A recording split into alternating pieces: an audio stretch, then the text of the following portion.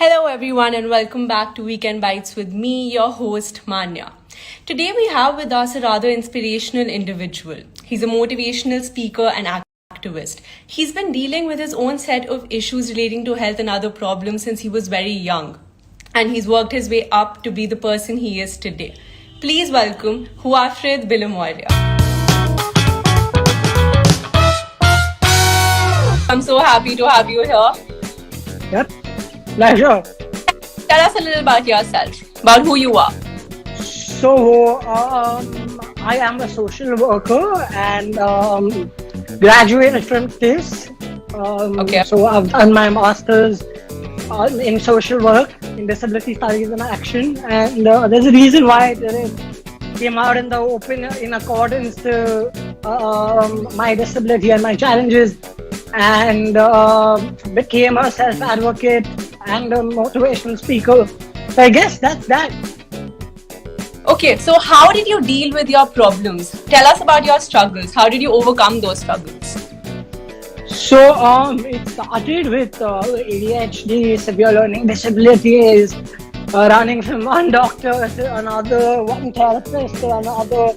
And it didn't stop, you see. And I was like, shit, what is happening? Why is this happening with me, And I was like, okay, I mean, there must be some reason for this happening, And, well, after a point, I was like, I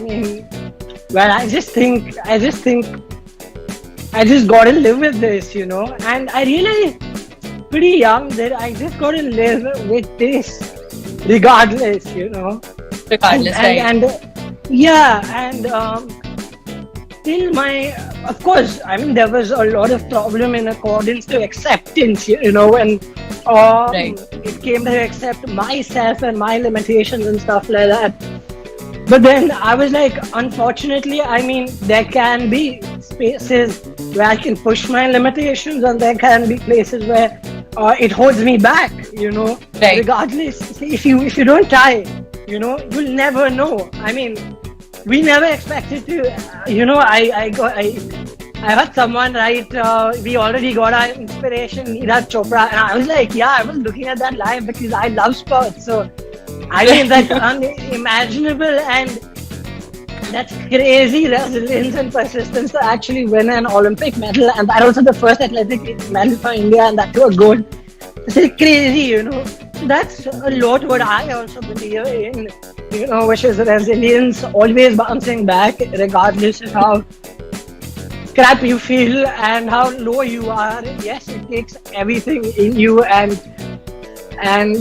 everything you have and every ounce of sweat, tears, but it's possible. How I did it, if you reach that, I would say that resilience, persistence, and that's that. So you said acceptance, right? Did you try to fit into this society, into this world, when you realized maybe you weren't getting that acceptance? How did you overcome that? Did you just believe that, okay, maybe I need to focus on myself, or did you still try, or you still try? So I guess first it was like I was trying to fit in, and I was like, shit, I want this, I want acceptance, I want to be included in accordance to, classmates and friends and parties, So like our age group had all of this thing, like, you send party invitations and stuff like that, and I was like, why am I not getting invited? Is that my fault or something like that I'm not getting invited or anything like that, you see? And I was like, okay, so I was running behind acceptance a lot. I would say till my graduation, I was running behind acceptance. Okay. Yeah. Okay. And then later on, when I started coming out in the open, I was like, okay, listen, no one's got to believe. No one needs to believe in you. No one has to believe in you. You don't need to prove anything to anyone. You just got to believe in yourself, Yes, And that's what actually, changed a lot of stuff for me. Just changing the circumstance better. Yeah, this is better. So going back to school, it wouldn't have been easy in school, right? I mean, let's put it out there: school kids, children, they can be mean. They are mean. So, was there any bullying? Did you face any kinds of struggles in school along with other children? Maybe just bonding with them. So yeah, there were a lot of challenges, because I had behavioral problems. I never ever had a filter on my mouth, even in today's times, I do not have a filter on my mouth, Sometimes I take it like it's a good thing because at least I wear my heart on my sleeve, and it's like I'm not playing people. So I mean that's that, At least people know that okay. I mean I might have a 40 mouth, but at least I wear my heart on my sleeve and I've accepted myself and I believe in myself that listen, I got this shit. Like once I have it in my mind, I got it, So regardless, all this came very later, and it took me 25 years to actually reach where I am and at this place and at this time, I would say. But regardless, it started with a lot of bullying in accordance to, like police used to spit on the floor, I mean, to lick it. There were added conditions to it. Wow. There was physical beating up. So that was common, There was like also stuff like verbal abuse was like secondary to nature, and that was like every time it used to happen.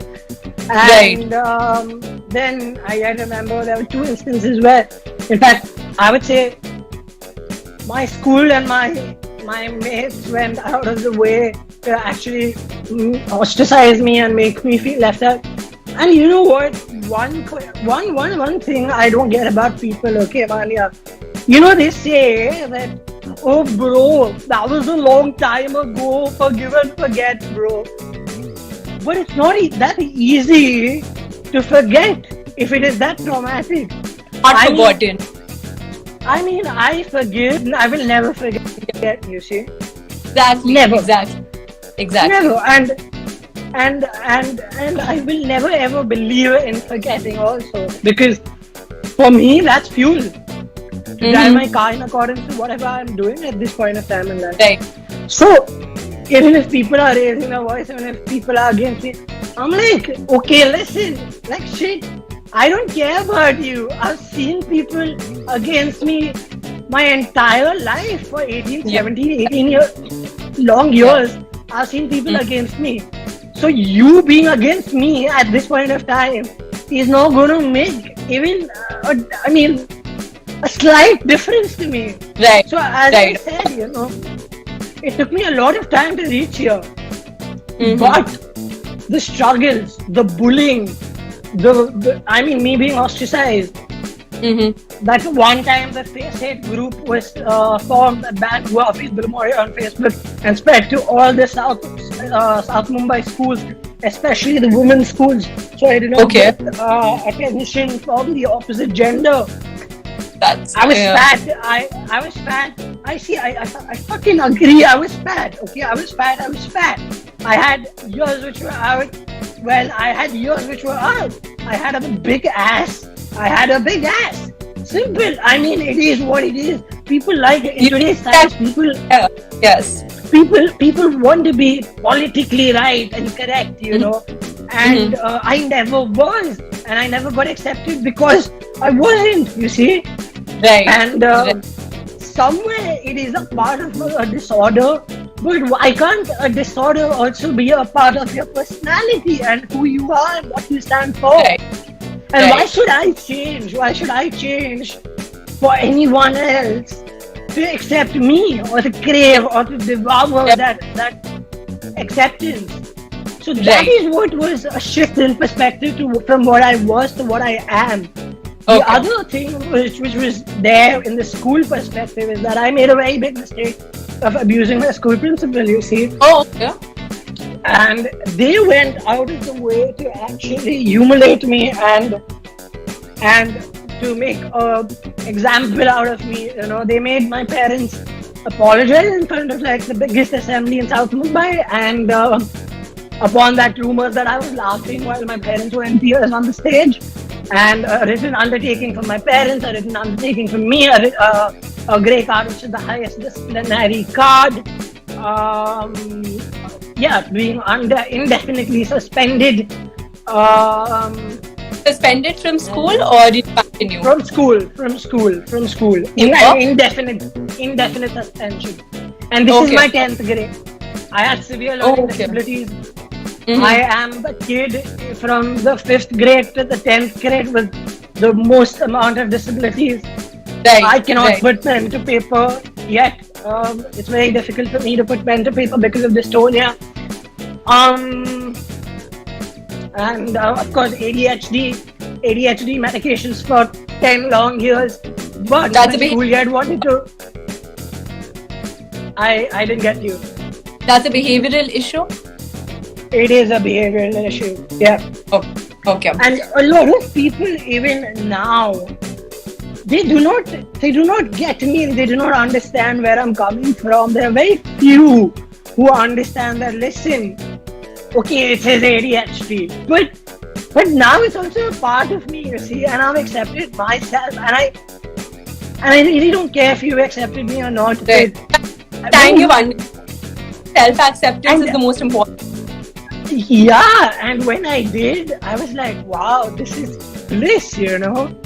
So yeah. Anyway, so I was begging to actually get into school. And I was like, shit, what's happening? Why is this happening to me, you know? I cannot put pen to paper. There's no counselor. Supposedly the best school in South Mumbai. The toughest curriculum. Yeah. There was no counselor in my school. Okay. So stuff like that. And I was like, what am I going to do? I mean, studies is any which way is a pain. I have no life. I have no friends. 18 long years, no bloody friends. Come on, how do you expect a person to live? I mean, where teenagers, they go out to the clubs like Fist and stuff like that. A lot of townies would be knowing. I was studying from day to night, you see. And I was like, why is this happening to me? I don't have any life. I don't have any chicks in my life. And yes, of course I wanted to experiment. Of course I wanted to make out with people. Of course I wanted to, do shit. You get me? Like, that's just what teenage found you was doing. That's just what teenage is. And Indian society never allowed me to live my teenage life. Screw that. The bullying which happened was from all perspectives, I believe. Doctors, special educators, counselors, psychologists. And you talk about bullying in perspective to it happening only, a kid will bully a kid. But that's not how it works. Yeah. Even a special educator can bully you. Can tell you, hey, listen, you're not good enough, change to an iOS, change to a special school. And that's what they had given me, I yet remember I had given an entrance in another school because of the bullying and trauma which I was going through.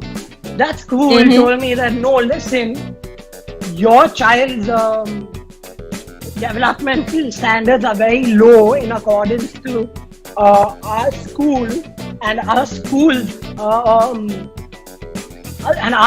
reputation will get damaged if we allow him in the 8th grade. So tell him to repeat his 7th grade. That's really shocking. Exactly. Compared to my marks and to what I've achieved. So, I mean, down the line, in 10th, after all of that trauma happening to me, severe learning disabilities, ADHD, me begging and me being traumatized by my school and ostracized by teachers, by the principal, made an example of, what not to be. Teachers actually going and telling people and telling other teachers that, listen, this guy is not good influence. I mean, bro, he's not a good influence. He's not a good influence in society. Oh, wow. And all of this hurt me like, running into a brick wall. But making me feel so sad. I can't even imagine what you must go through.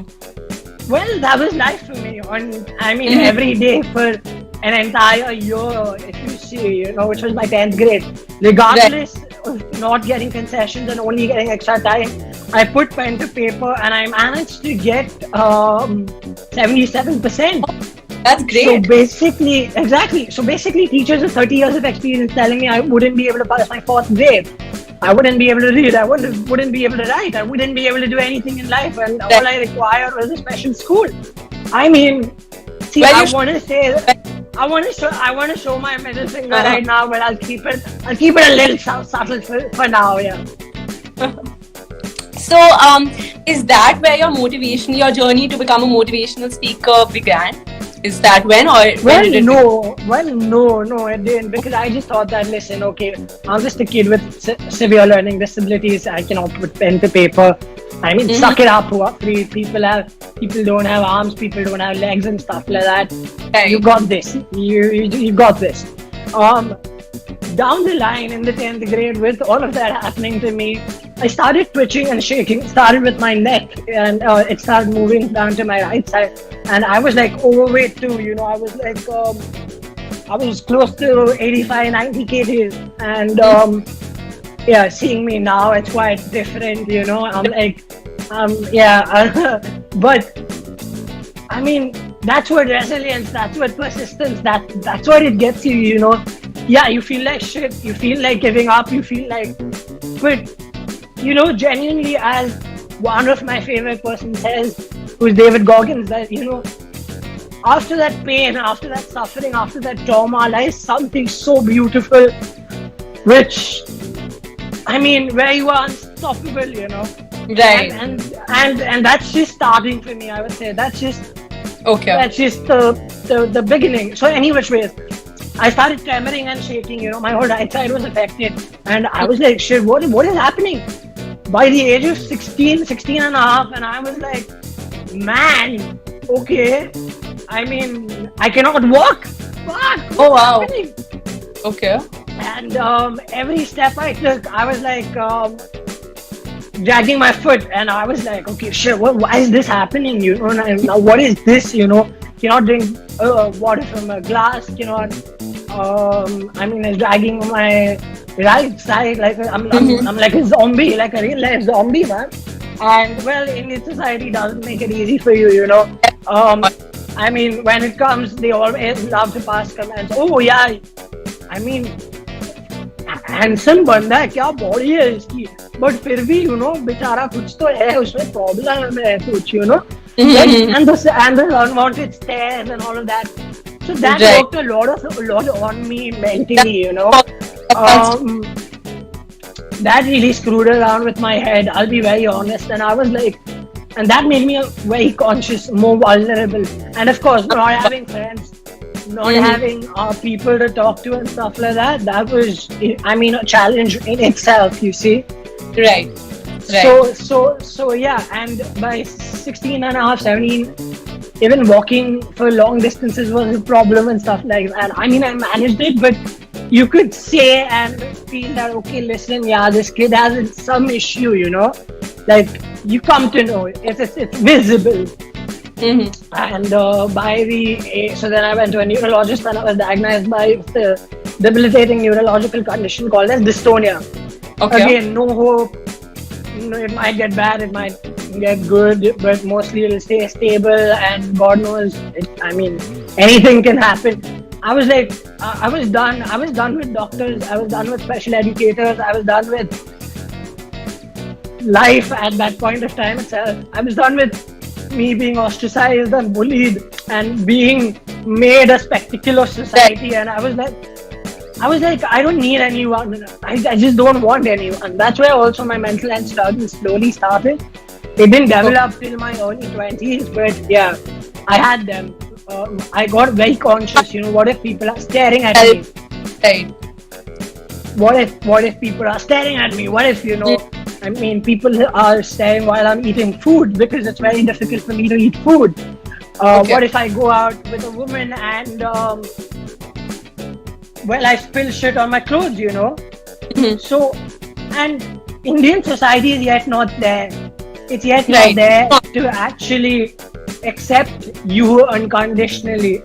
Right. So, unfortunately, we have to accept ourselves unconditionally, and the rest follows, you see. That's more important. Self is more important than anything else. It is indeed. And so yeah, so that happened. And while that was happening in my 11th and 12th, the bullying was yet happening. It was very bad. There was a time where they just took me to a place, okay, called Nargol, okay, a group of friends. And I genuinely thought they were my friends. I genuinely thought, wow, at last I got friends, yeah. But no, they just took me over there to bully me. So over there, they were telling me stuff like drink your mother's periods. They were telling me stuff, and yeah, people might go like, oh, why did you mention this on a live video? But isn't this what Indian society is for you then? Isn't this your kid? Isn't this your teenager? Isn't this what you are? Right. What we are? Right. I mean, if you are not accepting that and growing out of it, well screw you. The problem is not with me; it's with you. So yeah. Came to be very interested in sports, right? I believe you've trained in endurance, endurance training, an athlete, function training, strength, etc., etc. So, how did you figure out your passion towards sports, and how did that begin? So yeah, I got into this in my graduation years. I passed my 12th. I got a lot of academic concessions, touch wood. I got a 77% again over there, in spite of all the tags and labels. I go on to graduate. That's the time when I started making genuine friends, you know, and I was like, wow, okay, now people genuinely, okay, they want to know me, they genuinely like me. So this was 17, 18 when I started getting friends, you see. Yeah. I started learning that, okay, not everyone hates you, not everyone's against you, not everyone, you know, that's what wants to. I believe, so that's probably why people are more understanding. I mean, more mature, more understanding and stuff like that. So that was a good phase. That was the time when I lost the majority of my weight.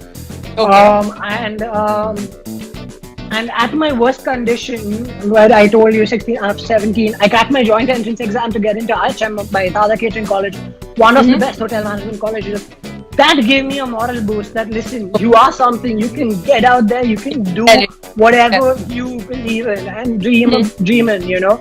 And I had written it on my paper and I stuck it on my wall. It's IHM Mumbai or it's nowhere, you know. And I got in the first list itself. So that's great. You know. It's crazy, yeah. The journey is crazy. From almost failing my 4th grade to, I mean, it's insane. And then with Dystonia and no concession. Now that is the place where I had a lot of anger. I had a lot of rage. I had a lot of pent up anger. And I was like, shit, man, you got to do something. So I was like, okay, I'm going to get into mixed martial arts. Okay. And that's when I got into mixed martial arts. And I was like, okay, can you be the best in your class?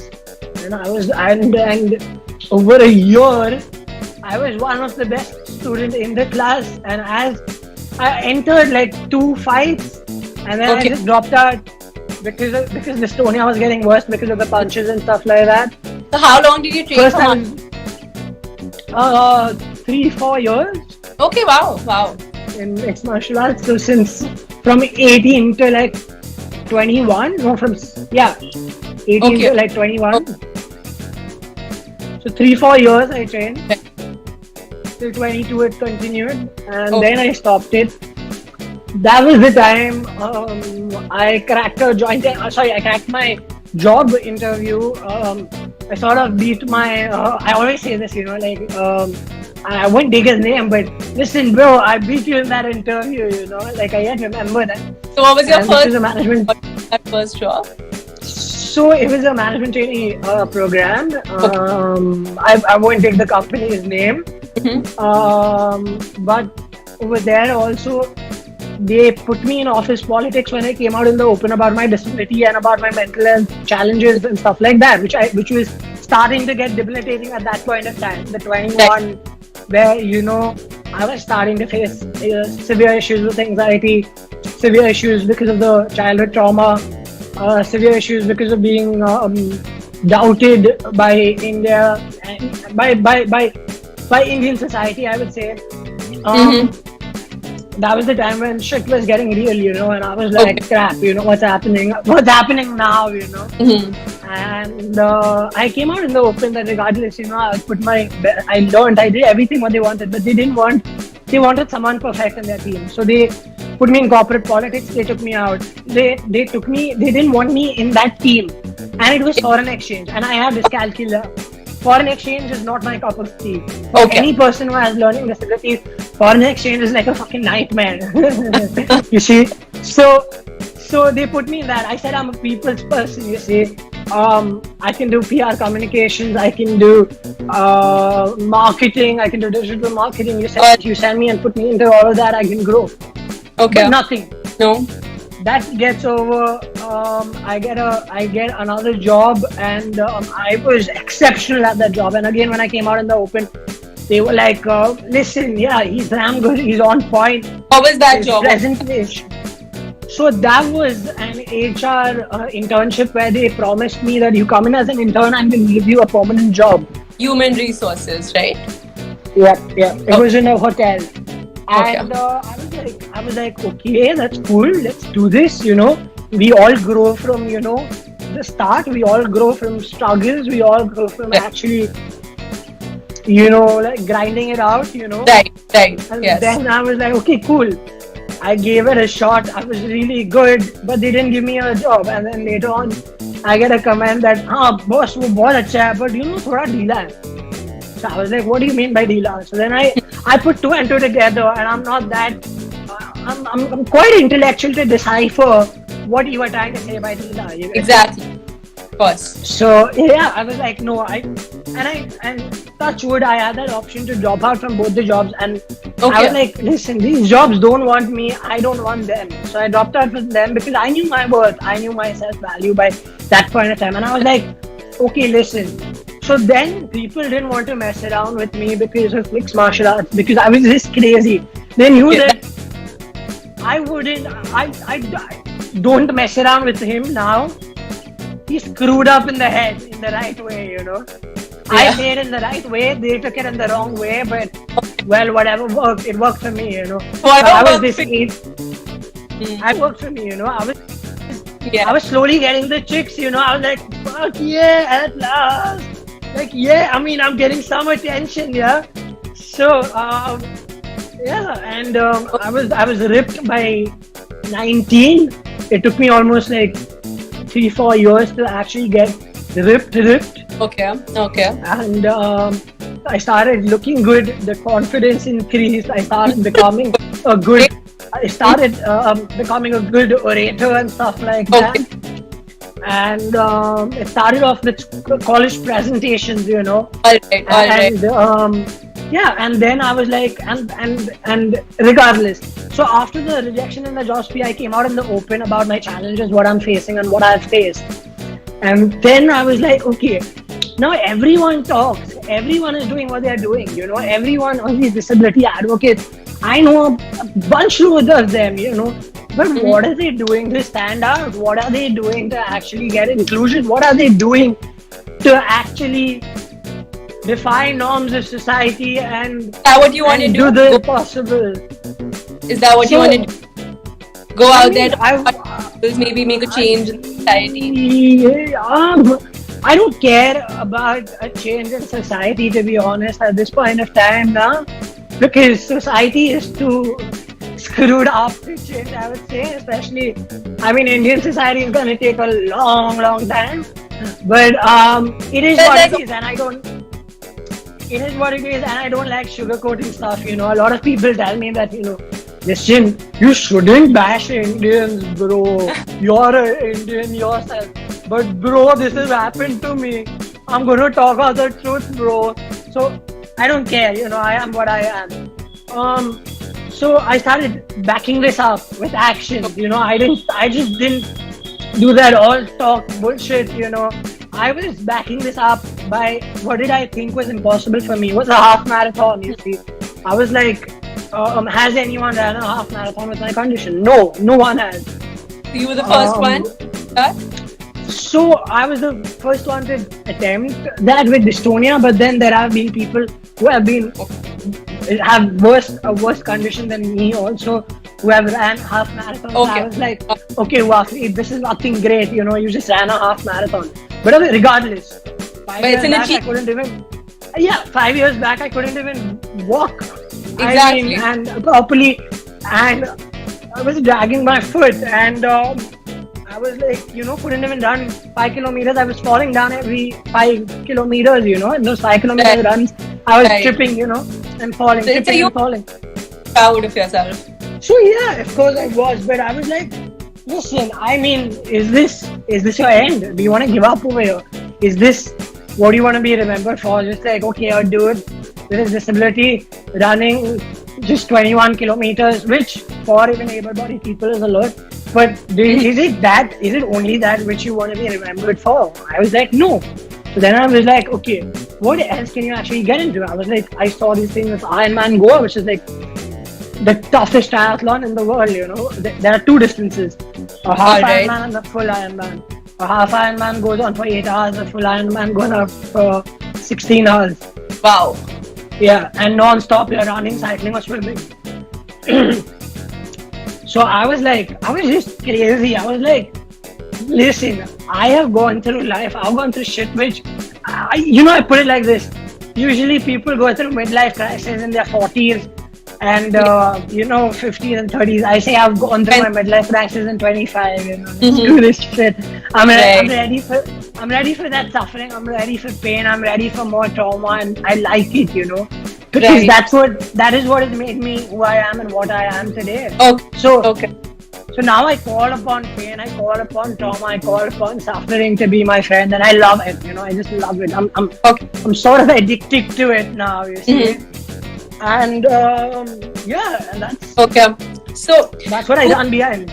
The biggest supporter who supported you during all of your tough times, or maybe who would you have wanted to support you? That maybe one individual who you expected more out of.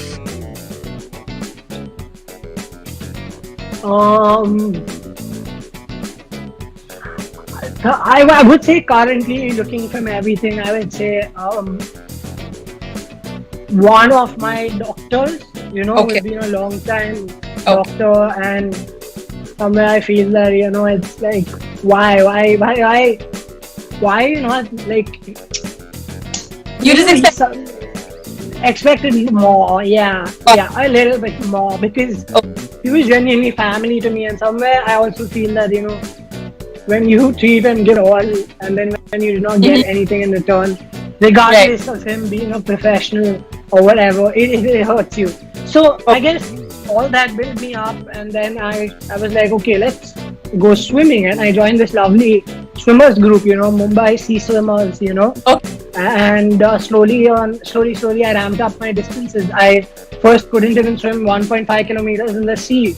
And in a year's time, I swam 10 kilometers and became the first Indian with dystonia to swim 10 kilometers in the sea. Which was like, that's which amazing. was like crazy.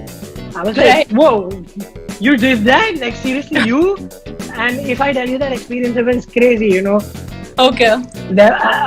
were there were 2 full Ironmans in that group. There was a group of 12 athletes, endurance swimmers. There were 2 other swimmers who have been swimming since their childhood.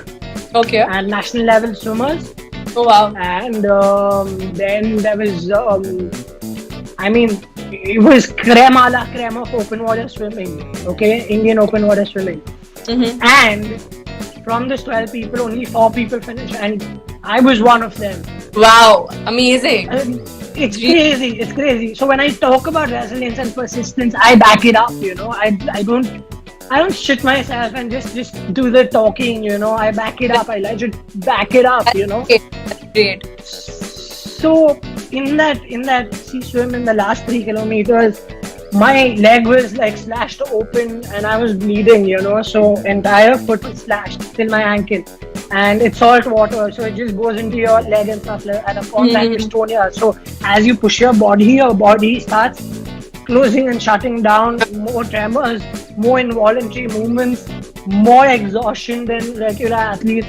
You're dealing with all of that, and the only thing which actually was fuel to the fire. Like, Huafrid, you've come so far. Right. Do you want to stop over here? Have you come so far to stop over here, to give up and put an end to it right here? I was seeing people just swim out as the waves were like rising. The waves were like crazy humid conditions. It was like a hot bathtub, and I mean, it's like crazy waves, and here these doctors have not given me hope, and I'm swimming 10 kilometers in the sea, and I completed it. I ran to the shore, and I was like, shit, I did that. Like, seriously, like me, like I never believed in myself. I thought I was a loser always. I thought a boost to you that maybe you can do more in the future. And then I was like, shit, I can do much more, this is nothing, And then I was like, okay, what about running a full marathon? Has anyone ran a full marathon with Estonia? Okay. And no one had ran a full marathon with Estonia. Okay. I was like, fuck, what are you waiting for? Just run. And then COVID came, and I was like, shit, regardless, one day prior, I had a very bad tummy. And all the people told me, listen, you're a person who will do it regardless. So I was like, I actually am that crazy, So the next day I get up, sleep deprived, tummy is upset, but I finish a 42-kilometer run and become the first Indian again with Estonia to complete a 42-kilometer run. So how did that make you feel? I mean, it was so first time, I would say people go, first time lucky, but second time, I mean, you can't be lucky, right? You got to have something in you to fucking get at it and get it, right? So I guess that's what I did, and that's what I am, and that's who I am, and that's what I stand for. Okay. And people think it's too harsh, it's too extreme, but well, that's what works for me, and that's that. No, whatever works for you. So what exactly. was your mechanism during all of these years when you felt like giving up? What was that one thing that kept you going?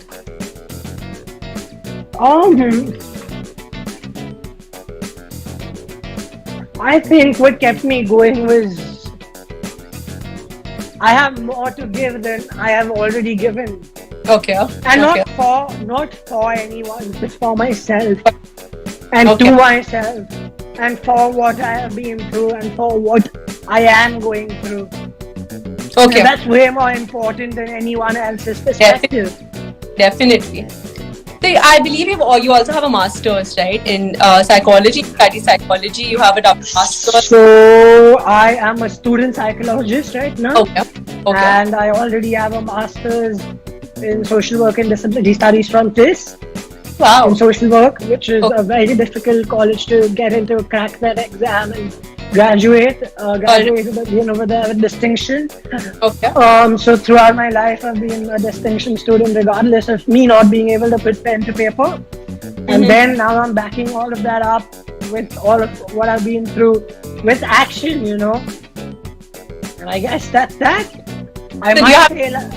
Going on, what are you doing currently? So currently, I have also started a self-help group for people with OCD, with obsessive compulsive disorder. And I've got the best help from UK and USA too. So I'm trying to bring that to India at a very subsidized rate. And getting on the best people on board in India in accordance to helping people with OCD, because that was a challenge for me, the OCD, anxiety and depression. All right. Which now is also yet my challenge, but I mean, I'm living with it regardless. Okay, OCD is an obsessive compulsive disorder for everyone who might not know this. All right. So yeah, and a lot of people think that it's a lot to do with arranging stuff and stuff like that, but it's not. It's like it's okay. Let's say this, Manya. What's your worst fear? My worst fear: heights. So imagine being pushed off from heights in different ways, and you thinking about that. Yeah, you thinking about that 24/7 every second of your day. That is what OCD does to you. Right. That is what OCD is.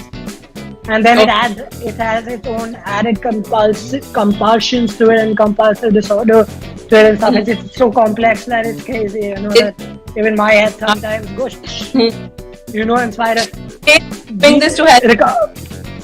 I am doing this to help people. I'm doing my self-advocacy stuff any which ways to actually for myself, Alright. to actually help myself recover and in turn help other kids also. More than anyone else, I want to help kids, you see, because a lot of other kids must be going through what I have gone through. So if I can connect to kids, that's that. So, And I also have a full-time job and I'm studying for a master's, so it's quite crazy, quite difficult. But well, yeah, that's that. And a full-time athlete. Yeah. But that's kind of like a passion, so I'm sure that must be your escape from all of your studying, maybe. I mean, everything is my passion, so it's like I'm not doing anything which I don't like doing, And Okay. I'm not going to do that. That's great. So, lastly, what is the advice that you would like to give people who are suffering with maybe similar issues in life? What would you like to tell them? That's a good one. I mean, I believe that my universal value is resilience, you see, and resilience can get you places which are unimaginable. How? I mean, it's cliche to say all of that, But sometimes in life, Manya, when you keep it simple, okay, that's the time when it actually helps you out the most. So for me, it's resilience. Yes, it's simple, it's cliche, but that's what's working for me. So I would say, and throughout my life, it worked for me. Throughout my life, through everything and every challenge, it's worked for me. So there's no reason why it cannot work for anyone else. And I think resilience is and the strength perspective is a model which anyone and everyone can follow, which is difficult to follow and difficult to practice, but once you nail it, it's where you going? You keep going, you keep getting at it, and you keep growing. Definitely. Thank you so much. It was great. I'm really inspired already just by listening to you, and I really hope you can inspire other people who may be going through the same thing. And I really hope they're watching right now so they can get inspired and just find something that keeps them going. I'm really happy that you found it. That means that you're to get up from here and hit the gym after this, yeah? Because I don't believe in those words, Manya. Back it up with action, Manya. I sure will. You better do, or I'm gonna get after you, yeah? Don't worry about that, I will. It was great having you. Thank you so much for sharing your story with us here. And for everyone else, I will see you next week with yet another guest. Thank you so much. Have a good day and all the best for your future endeavors. Pleasure. Thank you. Thank you, Manya. Thank you. Thank you.